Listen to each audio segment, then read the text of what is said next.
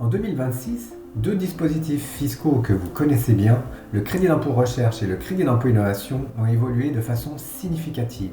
Et si vous n'avez pas encore mis à jour vos modèles financiers, ce que je vais vous expliquer dans les prochaines minutes vous concerne directement.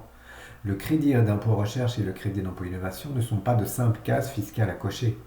Ce sont des leviers qui impactent concrètement votre budget, votre trésorerie, vos discussions avec les investisseurs et vos banques. Premier changement important, le taux forfaitaire appliqué aux dépenses de personnel R&D passe de 43 à 40%. En clair, à masse salariale identique, votre base de calcul du CIR diminue mécaniquement. Pour vous donner un ordre de grandeur, une entreprise avec 2 millions d'euros de personnel R&D éligible perd environ 18 000 euros de crédit d'impôt sans rien changer à ses projets. Deuxième point, certaines dépenses sortent du périmètre éligible, notamment la veille technologique et certains frais liés à la propriété intellectuelle.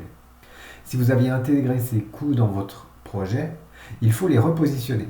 La question devient alors économique. Ce poste est-il indispensable au lancement du projet ou peut-il être rephasé? Troisième évolution, le mécanisme de doublement des salaires des jeunes docteurs est supprimé. Leur rémunération reste éligible, mais l'accélérateur fiscal disparaît.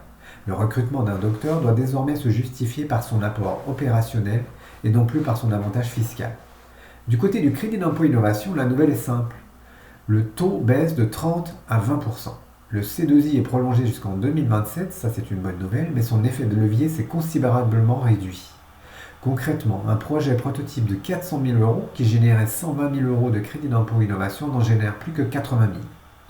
En 2026, l'objectif pour un directeur financier ou un dirigeant, ce n'est plus de maximiser le CIR ou le C2I, c'est de connaître avec précision le coût net réel de votre R&D et de pouvoir le défendre.